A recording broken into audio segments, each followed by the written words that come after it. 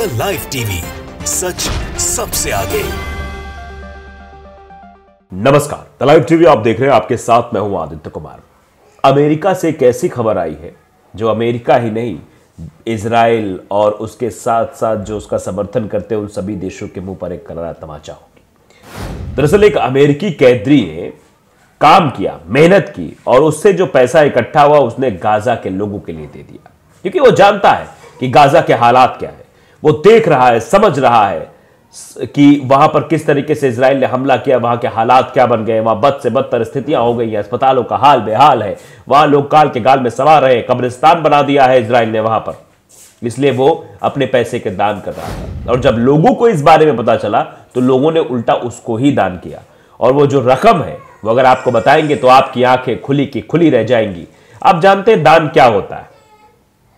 अपने निहित स्वार्थ को साइड रखकर, मतलब परे रखकर, आपकी मेहनत के बाद दिया हुआ, आपकी श्रद्धा, आपकी आस्था, आपकी निष्ठा उसमें कितनी जुड़ी हुई, यह बहुत इंपॉर्टेंट है। एक कैदी ने 136 घंटे मेहनत की। जी हां, आप सही सुन रहे हैं। एक ट्वीट हमारे सामने आया एक्स पर कि 136 घंटे उसने काम किया और कमाई कितनी हुई उसकी? $17।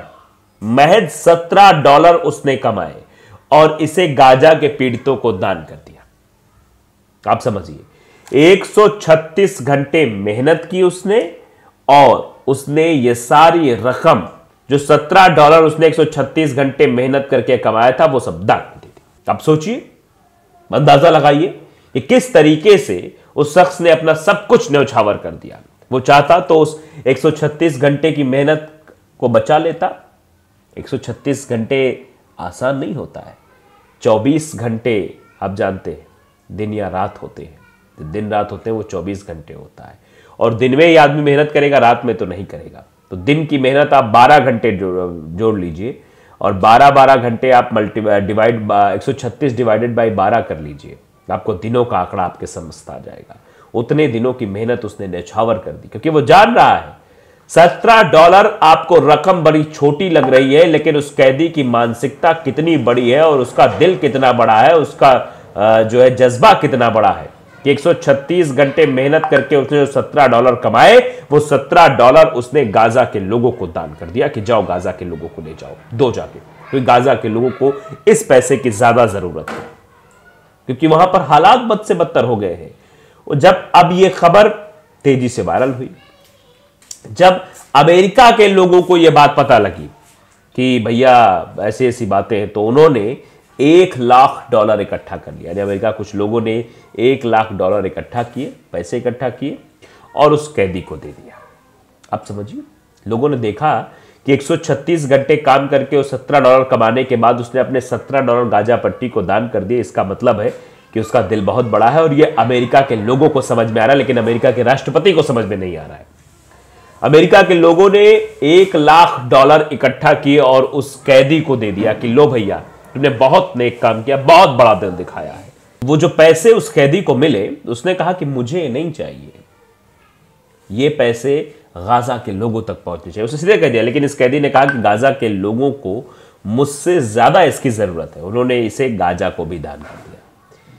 यानी उसने $17 दान किए थे अपनी मेहनत से, 136 घंटे की मेहनत से, और वो मेहनत लोगों को इतनी पसंद आई, लोगों ने उसे ही $1 लाख दान कर दिए और उसने भी उस $1 लाख को उठाकर गाजा के लोगों के लिए दान में दे दिया कि उनका इलाज हो जाए, उनके लिए खाने का प्रबंध हो जाए, उनकी समस्याओं का समाधान हो जाए।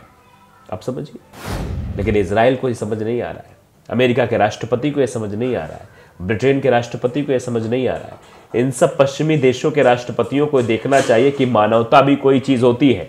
अपने देश के नागरिकों से अमेरिका के राष्ट्रपति को भी सीख लेनी चाहिए कि उन्होंने कैसे एक अमेरिकी कैदी का समर्थन किया।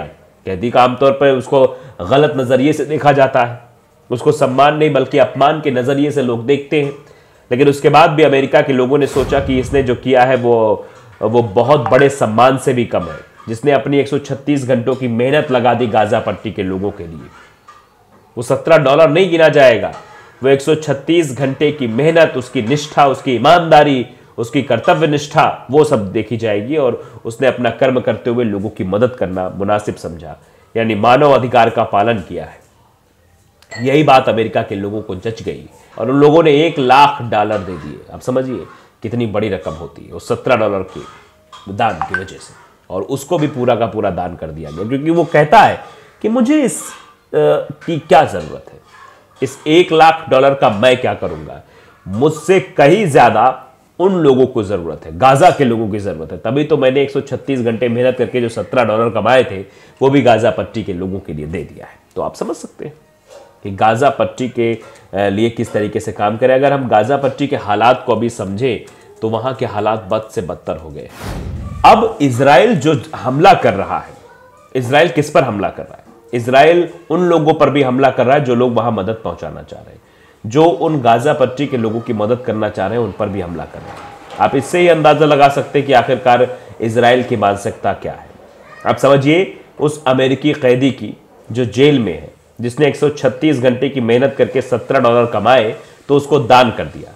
अब ये लोग हैं, यानी इजराइल के लोग हैं, किस तरीके से ये मासूम लोगों को मार रहे हैं, और जो उनकी मदद करना चाह रहा है उस पर भी खबर आई कि एक ट्रक पर इन्होंने हमला कर दिया, जो ट्रक वहां पर राहत सामग्री पहुंचाने जा रहा था।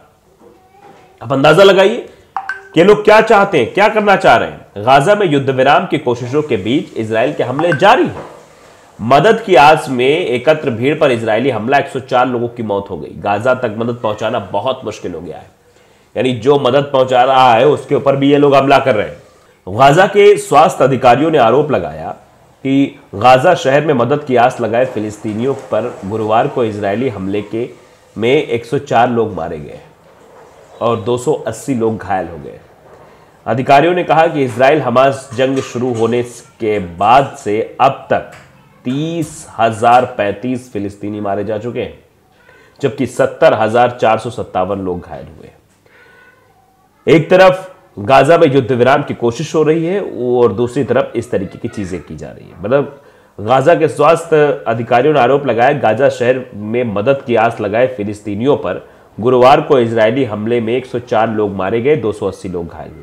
अधिकारियों ने यह भी कहा कि किस तरीके की चीजें की जा रही हैं ये बर्दाश्त से बाहर है। इजराइल के प्रवक्ता ने गाजा के अधिकारियों के आरोप को खारिज कर दिया कि जिस स्थान पर घटना कही जा रही है वहां किसी तरह गोलीबारी नहीं हुई है। तो इजराइल का तो ये मानना आप जानते हो किस तरीके की बात करता है। वहीं फिलिस्तीनी अधिकारियों ने बताया है कि एक अस्पताल ने कहा कि वहां 10 लोगों के शव ले जाए गए। 7 अक्टूबर के हमास हमले के बाद इजराइल के हवाई, समुद्री व जमीनी हमले का सबसे अधिक प्रभाव गाजा सिटी और उत्तरी गाजा के आसपास के क्षेत्र में रहा है। लगातार हमलों की मार से 3/4 आबादी विस्थापन का शिकार हो गई है।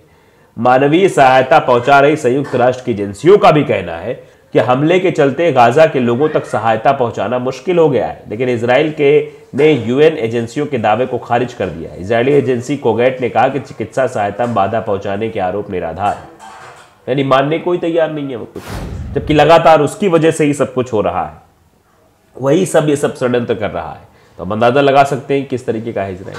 द लाइव टीवी को अगर आपने सब्सक्राइब नहीं किया जरूर करिए, बेल आइकन दबाइए ताकि सच खबरें आप तक पहुंचती रहे। नमस्कार। द लाइव टीवी, सच सबसे आगे।